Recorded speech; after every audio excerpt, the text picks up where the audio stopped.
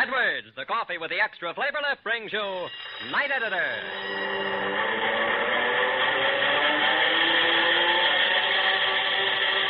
As the presses roll, we join Hal Burdick in the Night Editor's office for another of his newsroom yarns. Tonight, a delightfully humorous story titled Boomerangs Do Come Back. His arm drew back, swung forward in a mighty heave. The boomerang soared into the air, end over end, then flattened, whirling out of sight as it described definitely a great curve. Horace Twining uttered a cry of delight. It worked! Then he had a sinking sensation. The boomerang had made a curve, all right, but it was never coming back to him. It was headed for Judge Appleby's house across the street. Friends, tonight I've got some good news for you coffee lovers, especially if you like to use a Silex or other glass vacuum-type coffee maker. Yes, right now you can get Edwards coffee in a special new grind, pulverized, specially prepared by the Edwards people for you folks who use Silex or other glass vacuum-type coffee makers. It makes wonderful coffee, this new Edwards pulverized grind, and it's really economical. But remember, no matter whether you choose the new pulverized grind or the regular or drip grinds, the important thing is that Edwards coffee brings you that grand, extra flavor lift. Because it's an exclusive blend of Latin America's choicest coffees, carefully blended and roasted the careful, custom way, according to Mr. Dwight Edwards' own personal formula. Try a pound. If you're not thoroughly satisfied, your money refunded. Edwards coffee is featured at all Safeway stores. Well, the Suburban Home Edition has been put to bed, and with a few minutes respite before time to start working on the next edition, Bobby has left his desk and strolled over to Hal's office in the far corner of the newsroom with the usual question on his mind. Hey, you going out for coffee, Hal? Well, I got to wait for proof on some changes the big boss ordered in our page 1 editorial. It won't be long. Sit down, rest yourself. Hey, what the dickens is that thing on your desk? Oh, what does it look like? Well, it looks like a boomerang. Well, that's what it is. But how come? Where'd you get it? What's it doing here? My nephew brought it to me from Australia, Bobby. Boomerang. Hey, let's give it a toss and see if it'll come back. No, you don't. One of those things is a dangerous weapon in the hands of an inexperienced person, my boy. As my friend Horace Twining once discovered. And what happened to Horace Twining? A terrifying and amazing experience. Oh, you couldn't get him to touch one of the things. To this day, he isn't certain that boomerangs aren't alive. Hey, what are you trying to hand me anyway? Well, let me tell you about Horace, Bobby. It all began at the dinner table the night of Horace Jr.'s 6th birthday, as the youngster began unwrapping his presents. As he tore the paper from one sent by his Uncle Ed, who had a way of always selecting the unusual, Mrs. Twining's eyes widened. What on earth is that thing? Horace picked it up. Well, I'll be darned. It's a boomerang. Boomerang? Mrs. Twining sniffed contemptuously. Don't be silly. Boomerang is an Australian animal that hops around on its hind legs and carries its young in a pouch. Horace looked at her as one looks at a child that must be set to rights with parental patience. You're thinking of a kangaroo, my dear. A boomerang is an aboriginal weapon. Oh. Well, what's it good for? Oh, you throw it at something and it comes back to you. Oh, Horace Twining, you ought to be ashamed of yourself telling such stories in front of your child. But a few minutes later, while Junior retired to the living room floor with an armload of presents, and Mrs. Twining began clearing the table, Horace slipped quietly out into the yard, the boomerang in his hand. For a moment he stood there looking down at it. His familiarity with boomerangs was slight, his nearest approach to one having been a picture in his old school geography. He rubbed one hand along the polished, curved surface, wondering if that stuff about boomerangs returning to the thrower was true. Well, curiosity would be satisfied by no less than a trial. He drew back his arm, sent the boomerang spinning into the air, watching it follow a straight course and fall to the ground over near the garage. Just as he thought. A lot of eyewash, that coming back theory. And yet, a moment later, Horace, urged on by a primal instinct that began with the eating of an apple in a certain garden, had left the yard and was standing at the far end of a big vacant lot a half block down the street. It probably took a harder throw. He'd have a try at it anyway. Twilight was thickening to darkness, which was just as well. Might not be too reassuring for a junior cashier in the town's leading bank to explain he was out boomeranging or whatever the sport might be called. Folks might wonder. His arm drew back, swung forward in a mighty heave. The boomerang soared into the air, end over end, then flattened, whirling out of sight as it described definitely a great curve around a towering maple tree. Horace uttered a delighted little cry, then had a sinking sensation. It had made the curve all right, but it was never coming back to him. It was heading straight for Judge Appleby's yard. He waited for the crash of glass, but none came to him. However, there was no complete comfort in that. The judge's family was at a resort for a couple of weeks, and he was staying there alone. And for sure, Horace couldn't go over to the door and say, pardon me, Judge, I just lost my boomerang in your backyard.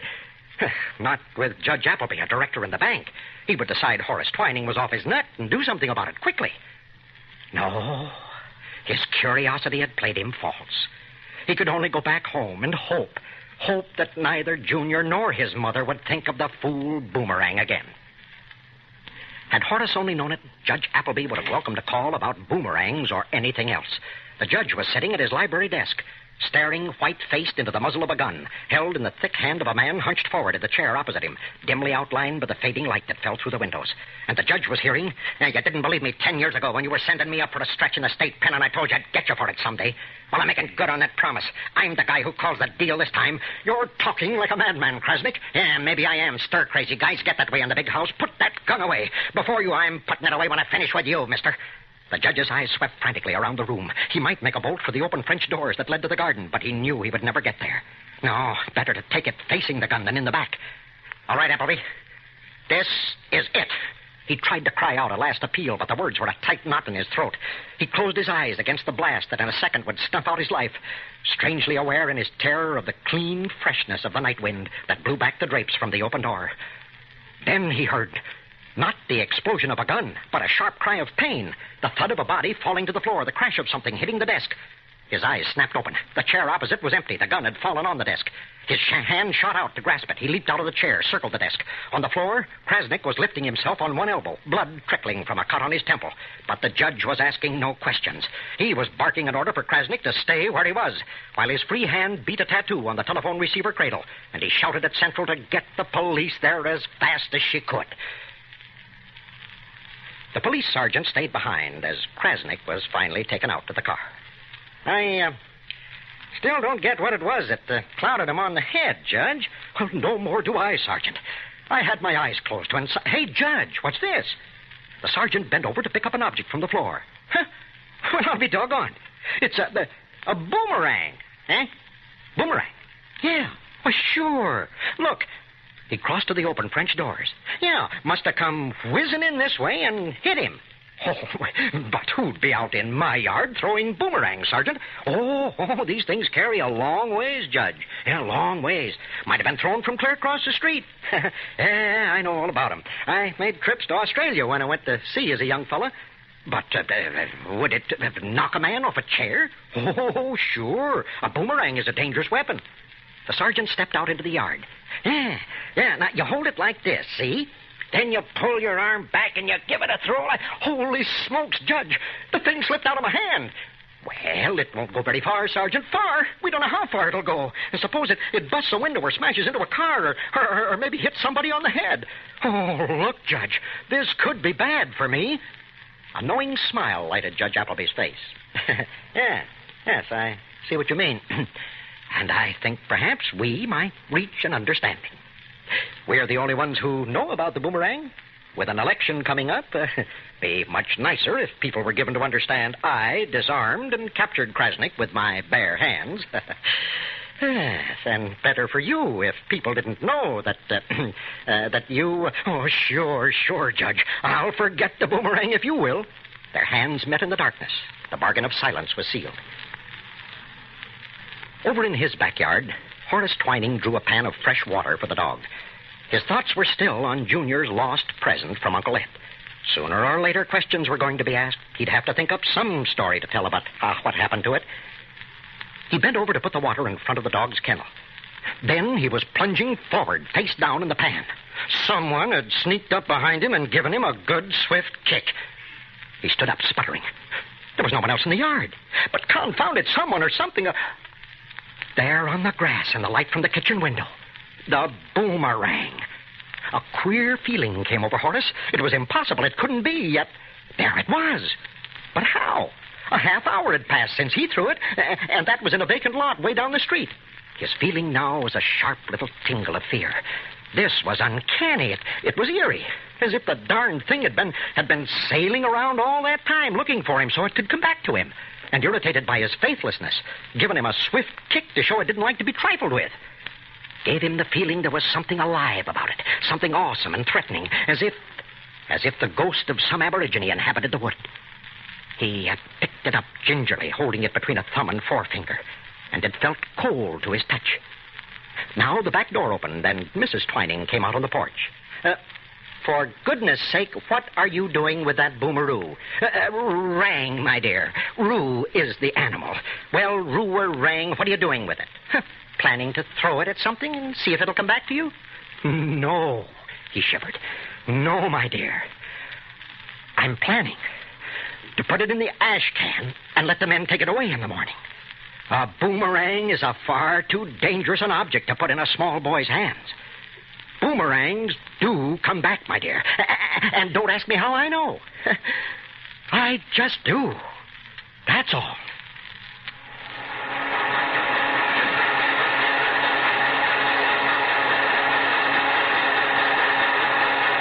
Friends, I have some very interesting news for you coffee lovers tonight. You know, I've told you before about the grand feeling of satisfaction, the extra flavor lift you get from Edwards coffee. But tonight I want to tell you that now you can get Edwards coffee in a pulverized grind, specially prepared for Silex or other glass coffee makers. The new pulverized grind makes wonderful coffee, friends. Edwards coffee with all its delightful aroma and rich, full flavor. Because whatever the grind, Edwards quality never varies. Every pound of Edwards coffee is blended and roasted under Mr. Dwight Edwards' own personal formula. The choice coffee beans selected for the exclusive Edwards flavor are blended in small batches, not by weight, but by flavor, and roasted golden brown by the modern heated air thermalo process. And just when flavor is at its very finest, every pound is immediately ground and vacuum-packed to capture the full, rich coffee goodness. Try Edwards coffee. Take your choice of 3 different grinds, regular, drip, or the new pulverized. If you don't thoroughly enjoy Edwards Extra Flavor Lift, your money refunded. Edwards coffee is featured at all Safeway stores. Well, boomerangs do come back, and so will Hal with another story for us next week. What's it to be, Hal? Rusty Treadway hadn't been back to his college campus for 5 years. Not since the day old Professor John Prather flunked him off the team the day before a big game. This homecoming day, he returned, but with hatred in his heart. But a surprise awaited him in his meeting with the professor, and a bigger surprise for the man he hated. I call it Homecoming for Two, and I think it's a yarn you'll enjoy when I tell it in the newsroom next week. Good night. Be sure to listen at the same time next week when the roar of the presses tells us it's time for another original short story written and told by Hal Burdick. This is Bill Baldwin saying good night for Edwards Coffee. This is the National Broadcasting Company.